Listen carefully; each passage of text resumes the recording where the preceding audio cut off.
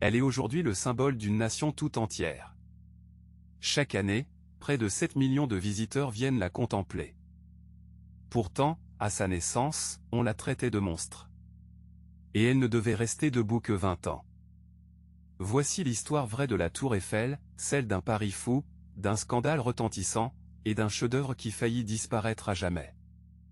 Tout commence à la fin du XIXe siècle. La France s'apprête à célébrer le centenaire de la Révolution française. Pour l'occasion, Paris organise en 1889 une gigantesque exposition universelle, destinée à éblouir le monde entier. Pendant des mois, tous les regards de la planète seront tournés vers la capitale française. Le pays veut un monument spectaculaire, une prouesse jamais vue, qui affirmerait la puissance et le génie de la France. Un concours est lancé en 1886. Plus de 100 projets sont proposés par les ingénieurs et les architectes de l'époque. Le projet retenu est stupéfiant, une tour de fer de 300 mètres de haut. Ce serait, de très loin, la plus haute construction jamais édifiée par l'homme. Elle écraserait le précédent record du monde, en s'élevant presque 2 fois plus haut que tout ce qui existait alors. On l'appelle la Tour Eiffel, du nom de Gustave Eiffel, un ingénieur déjà célèbre pour ses ponts et ses viaducs métalliques.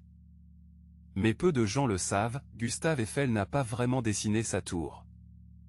L'idée originale revient à 2 de ses ingénieurs, Maurice Coeclin et Émile Nouguier. C'est ensuite l'architecte Stéphane Sauvestre qui habille la structure, en ajoutant les grandes arches et les pavillons de verre. Eiffel, lui, croit au projet, en rachète les droits, et met tout son génie d'entrepreneur au service de sa réalisation. Avant la tour, Gustave Eiffel avait déjà marqué l'histoire. C'est son entreprise qui a conçu la charpente de la Statue de la Liberté. Il maîtrise le fer comme personne. Il sait le rendre à la fois léger, solide, et résistant au vent. Les travaux commencent le 28 janvier 1887. D'abord, il faut creuser d'immenses fondations au bord de la Seine. Puis, pièce par pièce, la tour s'élève lentement vers le ciel de Paris. Le chantier est une prouesse absolue. Chaque élément est fabriqué à l'avance dans les ateliers, à la périphérie de la ville. 18 000 pièces de fer, ajustées avec une précision de l'ordre du dixième de millimètre. 2,5 millions de rivets assemblent la structure, posée un à un, entièrement à la main. Sur le chantier, 300 ouvriers travaillent en équilibre, parfois à des centaines de mètres du vide.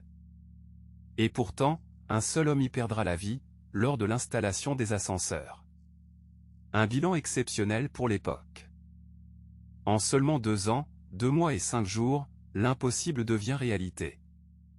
Le 31 mars 1889, Gustave Eiffel gravit les 1665 marches et plante le drapeau français au sommet.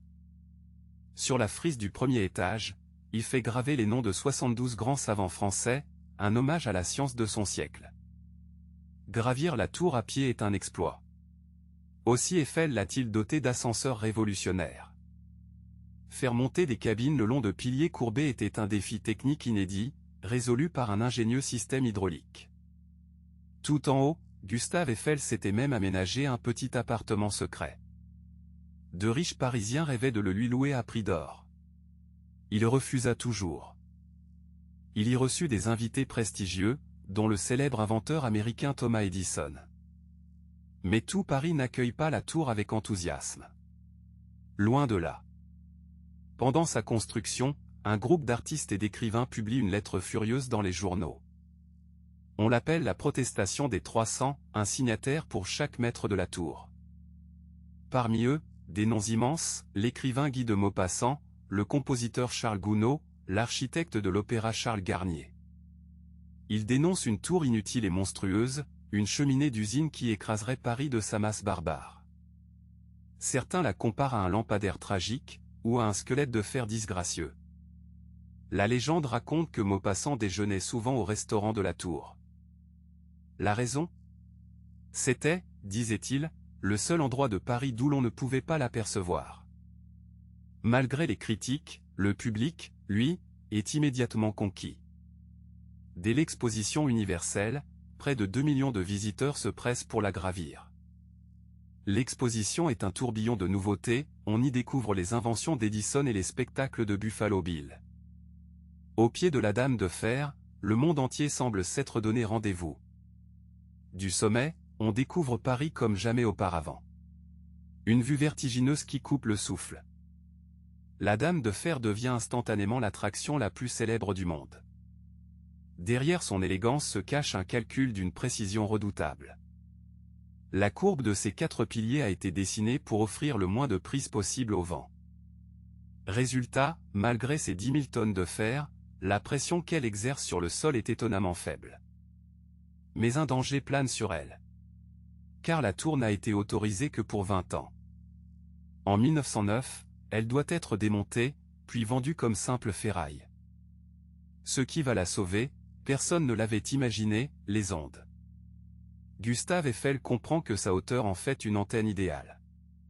Il finance des expériences scientifiques au sommet. La météorologie, l'aérodynamique, et surtout la radio y trouvent un terrain d'expérience unique. Bientôt, la tour émet les premiers signaux radio à travers Paris, puis bien au-delà des océans. Pendant la Première Guerre mondiale, elle intercepte les communications de l'ennemi. On dit même qu'elle a joué un rôle dans l'arrestation de la célèbre espionne Mata Hari. En 1921, la première grande station de radio publique française émet depuis son sommet. Devenue indispensable à l'armée et aux communications, la tour Eiffel ne sera jamais démontée. Gustave Eiffel, lui, traverse pourtant une terrible tempête. Il est éclaboussé par le scandale financier du canal de Panama. Profondément blessé, il se retire des affaires et consacre le reste de sa vie à la science. Il installe au pied de la tour une soufflerie, un laboratoire pour étudier la résistance de l'air. Ses recherches sur l'aérodynamique aideront les tout premiers pionniers de l'aviation. Pendant plus de 40 ans, elle restera la plus haute construction du monde. Jusqu'en 1930, où un gratte-ciel new-yorkais, le Chrysler Building, la dépasse enfin. La tour est un organisme presque vivant. Sous l'effet de la chaleur, le fer se dilate. En été, son sommet peut ainsi grandir de près de 15 cm. Et par grand vent, sa cime oscille légèrement, sans jamais rompre. Pour la protéger de la rouille, on la repeint entièrement environ tous les 7 ans. Il faut alors 60 tonnes de peinture, appliquée presque uniquement à la main. Au fil du temps, elle a changé de couleur, rouge, ocre, puis brune, pour mieux se fondre dans le ciel de Paris. La tour a même inspiré les escrocs les plus audacieux. En 1925, un homme du nom de Victor Lustig se fait passer pour un haut fonctionnaire. Il parvient à vendre la tour Eiffel à un ferrailleur, empoche l'argent, et disparaît. Il tentera même l'arnaque une seconde fois. La tour a aussi attiré les rêveurs et les casse-cous du monde entier. En 1912, un tailleur nommé Franz Reichelt s'élance de la première plateforme pour tester un costume parachute de son invention. L'engin ne s'ouvre pas. La tentative s'achève en tragédie, sous les yeux de la foule. Mais la tour a aussi connu des heures sombres. En 1940, l'Allemagne nazie occupe Paris. Les résistants coupent alors les câbles des ascenseurs, obligeant les occupants à monter à pied. En 1944, Hitler ordonne la destruction de Paris, et de sa tour. L'ordre ne sera jamais exécuté.